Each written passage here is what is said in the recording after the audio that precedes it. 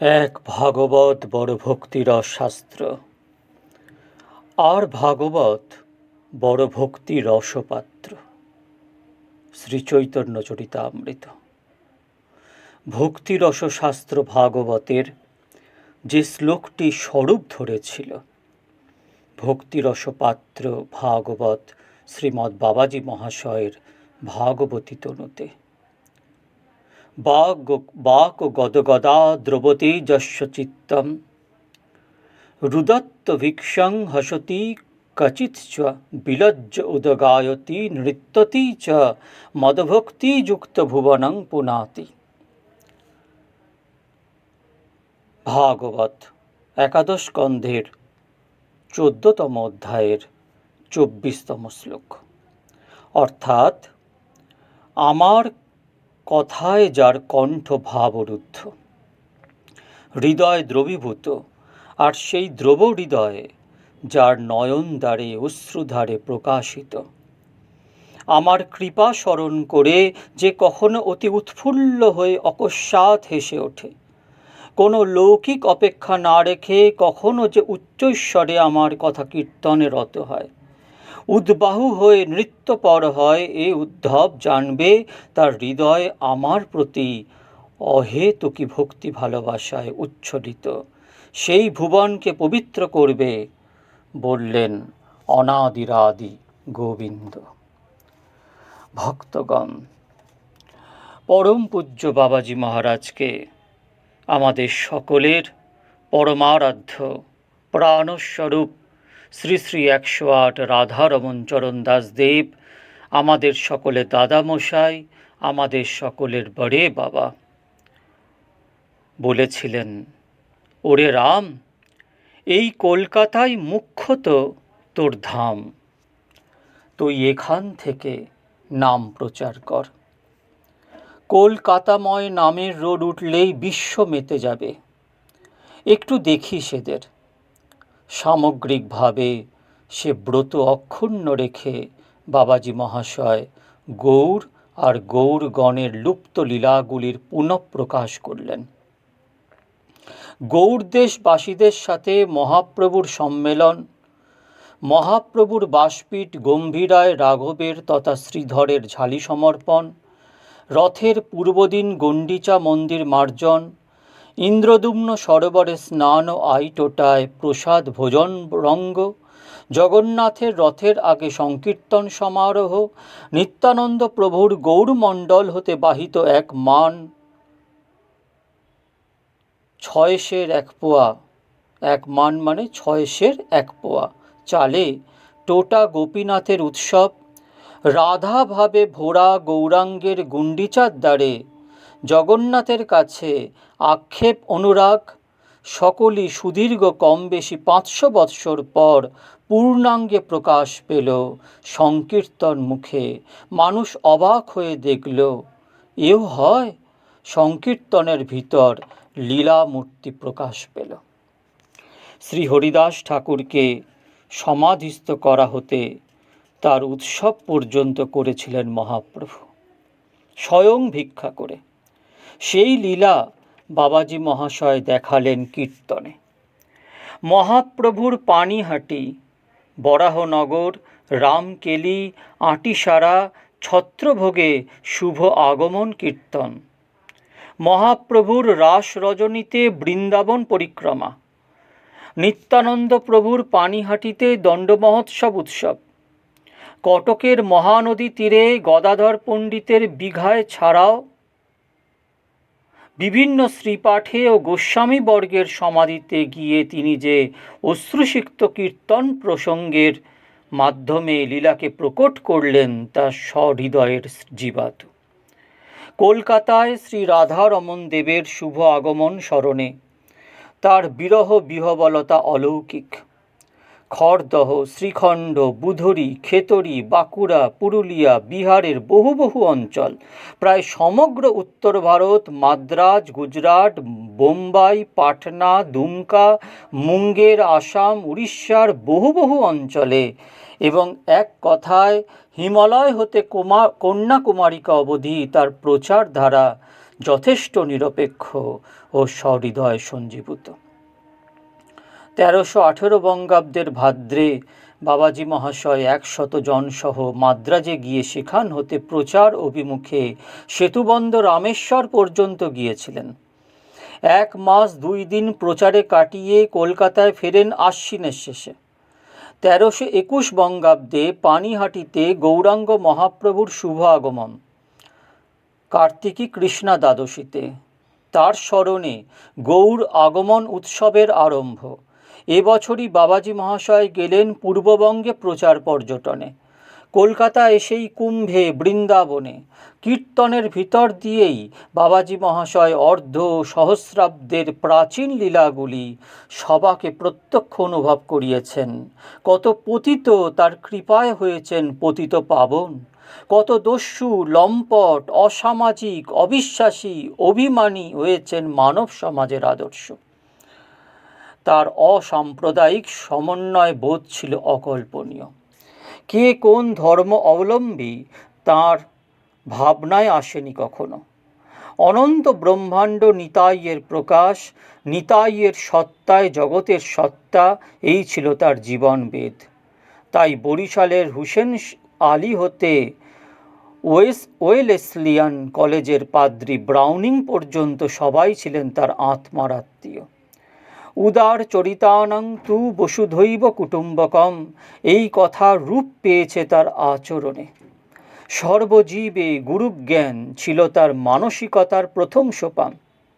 শুনলে আশ্চর্য লাগে, চোরকেও তিনি পথের পাশে লাঞ্ছিত হতে দেখে প্রণাম করেছেন গুরুজ্ঞানে।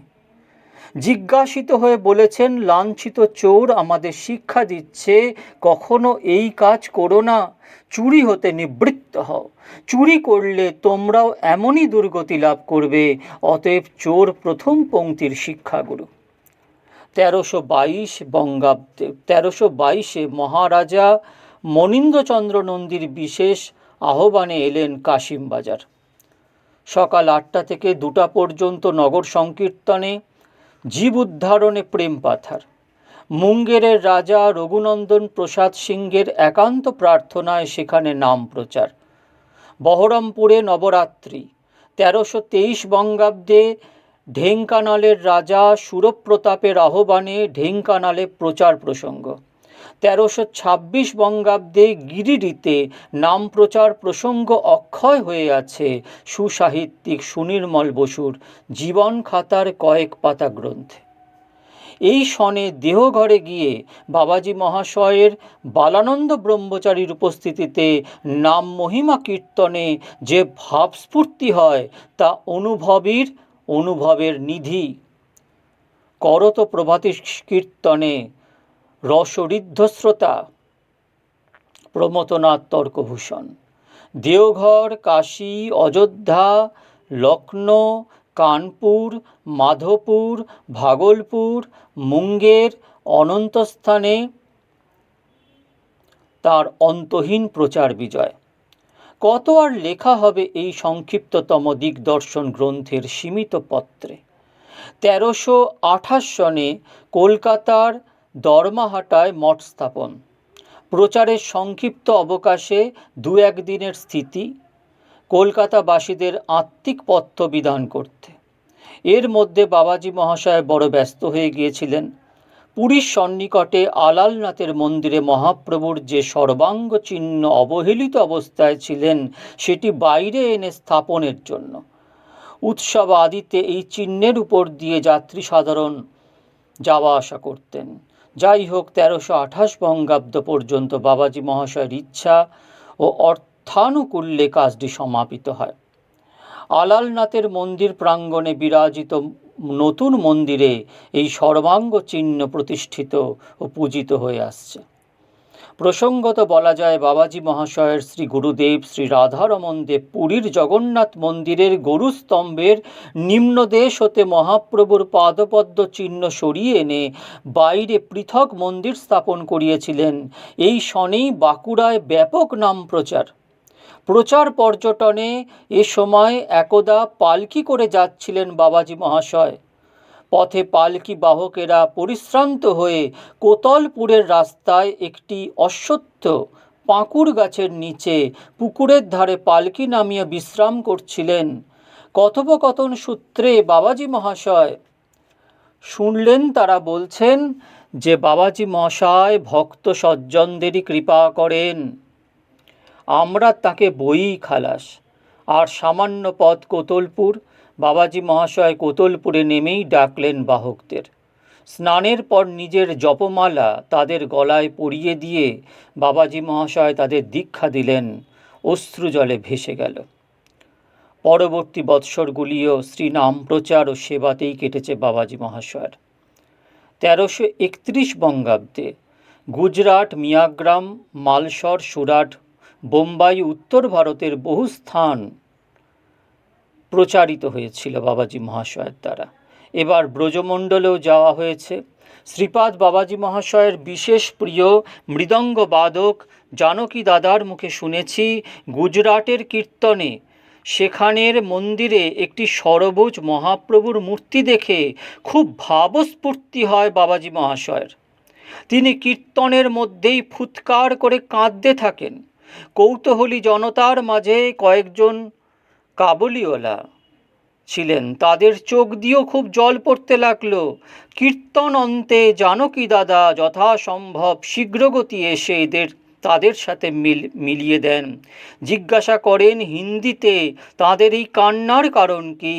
তারা সহস্র নয়নে হিন্দিতে বলেছিলেন, এই পীর সাহেবের আল্লাহ তালার জন্য কত কাঁদা, এর ব্যাকুলতা দেখে আমরা স্থির থাকতে পারছি না। এখানে নগর কীর্তনে আর এক ভাবের বিথার।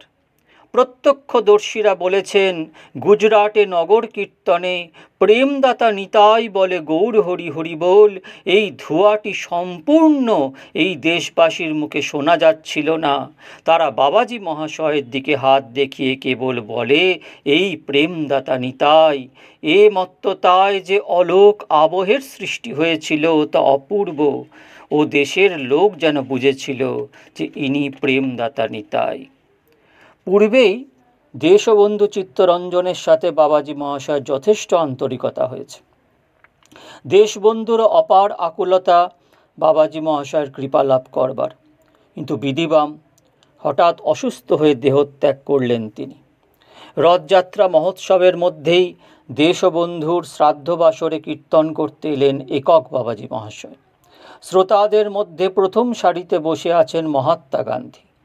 উত্তরকালে বাবাজি মহাশয় বলেছিলেন, এইরূপ আকর্ষণ তার জীবনে খুব কমই হয়েছে, নতুবা ঠাকুরকে রথে রেখে আসা কখনোই সম্ভব হতো না। কীর্তন অন্তে ছুটলেন রথযাত্রা সমাপ্ত করতে পুরীতে। 1332 বৈশাখে সুরাট, মুম্বাই হতে বর্তমান বাংলাদেশের বিস্তৃত অঞ্চলে নাম প্রচারে ছিলেন বাবাজি মহাশয়। এই সময় তিনি সুপ্রসিদ্ধ হোমিওপ্যাথিক চিকিৎসক তথা ঔষধ প্রস্তুতকারক মহেশচন্দ্র ভট্টাচার্য মহোদয়ের একান্ত আহ্বানে কুমিল্লায় গেলেন। স্টেশন হতে এক সুবিশাল সংকীর্তন শোভাযাত্রা গণসহ তাকে পূর্বোক্ত ভট্টাচার্য মহোদয়ের প্রতিষ্ঠিত হরিসভায় তাঁরই গৃহে নিয়ে আসে। মহেশচন্দ্র দ্রুত এগিয়ে বাবাজি মহাশয়ের হাত ধরেন। সন্ধ্যায় কীর্তনে মহেশচন্দ্র বললেন যে বাবাজি মহাশয়ের সম্মুখে বসে তিনি বললেন, বাবাজি মহাশয় যখন গাইছেন যে জগৎ যারে ত্যাগ করে আমার নিতাই তারে বুকে ধরে, অমনি মহেশচন্দ্র বিহ্বল হয়ে বাবাজি মহাশয়ের সামনে আছড়ে পড়লেন। অশ্রুস্নাত কলেবর, অভাবনীয় পরিস্থিতি। তাকে উচ্চৈঃস্বরে কাঁদতে দেখে অনেকেই কীর্তন শেষে বলেছিলেন যে মহেশচন্দ্রের মতো জ্ঞানীজনকেও ভক্তি আপ্লুত করে সত্যই বাবাজি মহাশয় পাষাণ ভেদ করে পাথার বহালেন। এ বৎসর বাবাজি মহাশয় উড়িষ্যা, বিহার তথা উত্তর ভারতের বিস্তৃত অঞ্চলে নাম প্রচার করলেন। পশ্চিমবঙ্গ বাদ গেল না। 1333 বঙ্গাব্দে বাবাজি মহাশয় ভারতের 112 স্থানে নামযজ্ঞ প্রসঙ্গচক্র, নগর সংকীর্তন, মহোৎসব পরিচালনা করেন। 1334 দর্মাহাটা মঠ হতে রাধারমণ চতুষ্পাঠী বিবর্তিত হয়ে ভাগবত চতুষ্পাঠী নামে প্রতিষ্ঠিত হন পাটবাড়িতে। 1334 নাম ও সেবামূলক অনুষ্ঠান করেন ভারতের 154টি স্থানে। এই 1334 বঙ্গাব্দেই কলকাতাস্থ বরাহনগরে বিরাজিত শ্রীকৃষ্ণ চৈতন্য মহাপ্রভুর পরম প্রিয়জন রঘুনাথ ভাগবতাচার্যের শ্রীপাঠের জীর্ণ লুপ্তপ্রায় সেবাটি তার হাতে আসে। তার হাতে এই সেবা আসার মূলে সেবা বিগ্রহ নিতাই চাঁদের যত করুণা, নিত্যানন্দ বংশীয় শ্রীপাদ অতুল কৃষ্ণ গোস্বামী প্রভুজির বোধ হয় তত অধিক চেষ্টা, অপার পরিশ্রম, অনাবিল প্রত্যুৎপন্ন মতিত্ব। 1335 বঙ্গাব্দেও বাবাজি মহাশয়ের প্রচার পর্যটন বিশেষ ব্যাপকতা ও নির্বিকল্প বৈশিষ্ট্যের দাবি রাখে। আগ্রহীজন বাবাজি মহাশয়ের প্রিয় সঙ্গী শ্রী হরিদাস ঘোষালের ডায়েরিতে এর সন্ধান পাবেন। অতিবড় অনুভবী গৌরাঙ্গ দাদা বৃন্দাবন রমণ রীতিতে যিনি থাকতেন সত্যই বলেছিলেন, ঘোষালের ডায়েরি এক সময় স্বরূপ দামোদরের অর্থাৎ মহাপ্রভুর পার্ষদ স্বরূপ দামোদরের কর্চার মতো আদরণীয় হবে। ভক্তগণ, পরম পূজ্য বড় বাবাজি মহারাজের পরম কৃপাধন্য পূজ্যপাত নামাচার্য রামদাস বাবাজি মহারাজের জীবনী বলার মতন ক্ষমতা কারোরই নেই। আমার মতন কীটাণুকীটেত্তর নেই। যদি তাঁর কৃপা না হতো তাহলে আমি আপনাদের সামনে পরিবেশন করতে পারতাম না। তিনি কৃপা দৃষ্টি করেছেন, তাই আমি বলার চেষ্টা করছি। আপনারা ভালো থাকবেন। পরের দিন বাবাজি মহারাজের জীবনীকে, তার দিব্যাতিদিব্য মহাজীবনীকে এগিয়ে নিয়ে যাব। শ্রী শ্রী নিত্যানন্দ রাম, শ্রী শ্রী গৌরগুণধাম।